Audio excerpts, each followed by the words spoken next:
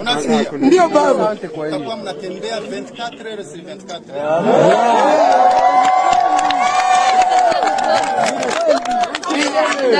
Nganda sijue nganda kula nganda ya Vieni limonaka. Yesu Hii jeshi mnaona wako na pesa. Watanunua kila kitu. Ndio. Unasikia? Watanunua kila kitu.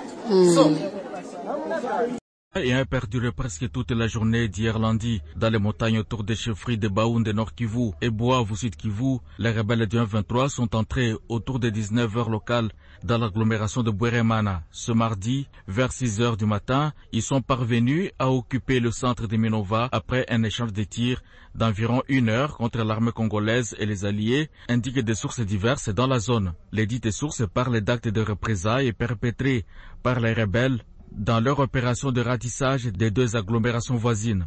Quelques personnes, estimées à une dizaine, assimilées aux combattants Azalendo, ont été tuées ce matin à Bweremana, tout comme à Minova, disent ces sources. Par ailleurs, des détonations de tirs d'artillerie sont entendues depuis 4 heures locales entre le quartier Mugunga, ouest de Goma, et les collines surplombant la cité de Sake. Même si Sake reste toujours sous le contrôle de l'armée congolaise, la situation y est très volatile. Plusieurs écoles basées dans le quartier Mugunga ont dû renvoyer à 8 heures locales ce mardi tous les enfants à la maison pour mesure de précaution. Goma, Bernard Nyangi, Radio Okapi. Il faut dire que la cité de Minova, dans le territoire de Calais au sud Kivu, s'est réveillée ce mardi sous la présence du M23. La hiérarchie militaire FARDC indique que cette présence sera d'une courte durée. Certains habitants, y compris des déplacés venus récemment du territoire de Massissi au nord Kivu, ont bougé vers la partie sud de Calais centre. D'autres encore sont restés chez eux. Jean Kassami décrit la situation humanitaire de ces milliers de déplacés internes.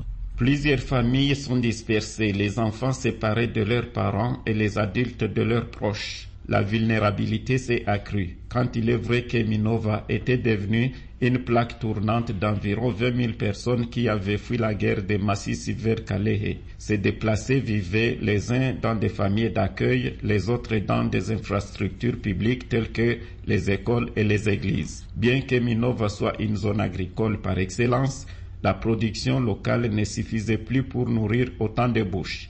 La société civile de Calais ne cesse d'alerter sur la famine qui guette la population locale ainsi que les déplacés. Maintenant, plus que jamais, les besoins se font sentir avec plus d'acuité.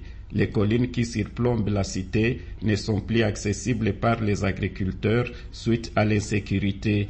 La ville de Bukavu dépend aussi en grande partie des potentialités agricoles de Minova. 70 km au nord. Bukavu, Jean Kassami, Radio Okapi. Autre actualité, la ville de Paris en France accueille ce mardi la soirée dénommée Investir en RDC, placée sous le patronage du président Félix Tshisekedi et portée par l'initiative de Tony Parker, légende de la NBA. Cet événement a pour ambition de séduire les investisseurs et autres décideurs du monde en mettant en avant les opportunités économiques qu'offre le pays. Des explications avec Blaise Ndongala. Cette rencontre stratégique vise à dévoiler non seulement les opportunités économiques de la RDC, mais également à positionner le pays comme un acteur incontournable dans les concerts des nations. Ce forum s'inscrit également dans une démarche de rayonnement international visant à positionner le pays comme un acteur clé du développement durable et de l'innovation. Outre un cocktail dînatoire, cette soirée sera enrichie par un panel animé par des personnalités et autorités congolaises, dont les ministres de la Communication et Médias, Patrick Mouyaya. Ils vont apporter des éclairages sur les perspectives économiques du pays en vue de favoriser des échanges avec des investisseurs présents. Riche en ressources et opportunités, la RDC se distingue par une population jeune et dynamique, des réserves hydrauliques et minières inégalées. Ces atouts considérables font du pays une destination de choix pour des investisseurs internationaux que l'ambassadeur Tony Parker mobilise activement grâce à son réseau. Cet événement qui réunit des décideurs congolais offre l'opportunité aux partenaires présents de se positionner comme des acteurs clés du développement économique de la RDC.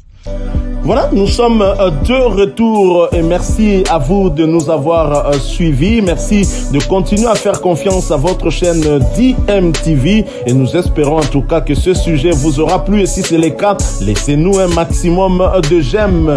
Merci de partager avec nous aussi votre point de vue en nous laissant un commentaire. Abonnez-vous si vous êtes nouveau ou ancien et que vous ne vous êtes pas encore abonné. N'oubliez pas d'activer la petite cloche de notification en cliquant tout simplement sur celle que vous verrez apparaître dès que vous serez abonné parce qu'elle vous permettra de ne plus rien manquer des prochaines vidéos que nous vous proposerons. Encore une fois, merci à vous, avec espoir de vous retrouver très bientôt avec un autre sujet d'actualité. En attendant, portez-vous bien et DMTV vous dit au revoir.